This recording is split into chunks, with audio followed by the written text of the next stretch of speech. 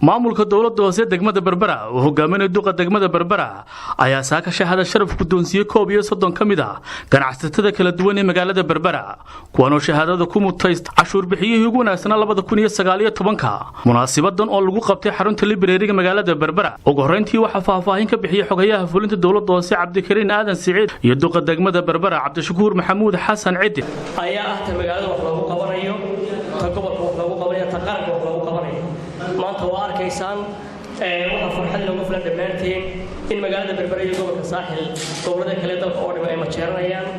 ee bogaadin fara badan iyo wanaag ay ka hayno in hay'adaha dadweynaheena iyo dawladda intaba taana waxa noo suurtageliyay cashuurta bixiseen waxaan ku adkaynaynaa mar labaad si ay Berbera noqoto magaalo nadiif ah oo cagaaran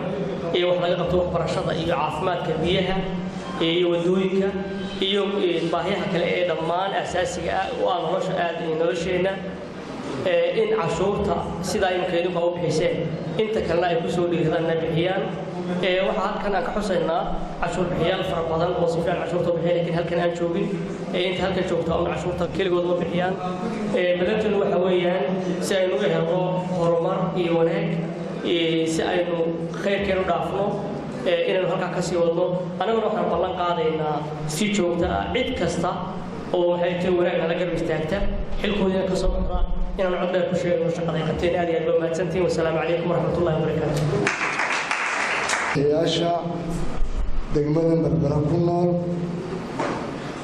dhammaantood mahad celinaya waxaan gaar u sii mahad celinayaa intan la soo xulay ee xaq u yeeshay sanadkan dhammaaday ee galbaday 2019 inay lagu sharfo shahada sharaf lagu sharfo aad baan idinku mahad celinayaa waan isku faraxsanahay waxaan jecelahay kulankeena laba qodob uga faa'iideysto si bulshadu ay noola wadaagto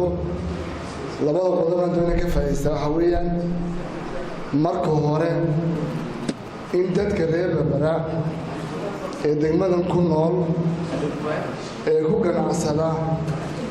ee hantida kula guurtada iyo guurtadaba kula cashuur bixiyaha inuu tafahmo cashuurtu waa maxay marka hore oo garto cashuurtu masalaqad ba cashuurtu masaka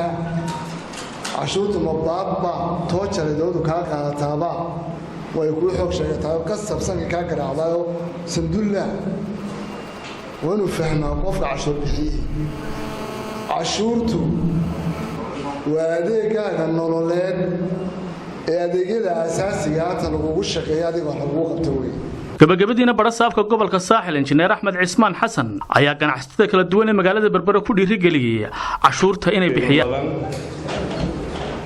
waxaan u leeyahay laba farxadood dawladdii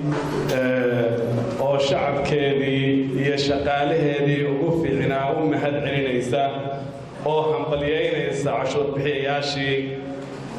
iyo hawlihii adeeg ee farabadnaa ee ka hirgelay degmada Berbera oo wax lagu faamo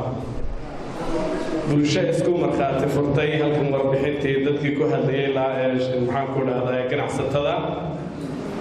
ee u mahad celinayay maamulkii degmada umay suuro gasheen iyaga laftoodu hawsha quruxda badan ay qabteen ama ay dawladdu qabatay inay hirgasho haddaanan labada dhinac laga wada taagnayn shacbigu haddaanu gacanta koowaad qaadanin oo aanu maamulkiisa la shaqaynayn wax badan ma suuro galaan laakiin ninka dadaalayay markuu arko shacabkiisu inay u dhagan nugul yihiin awaamiirta la bixinayo oo ay cashuurta Khadar Maxamuud Axmed Khadar Xeefo telefishinka caalamiga Kalsan magaalo xeebada Berbera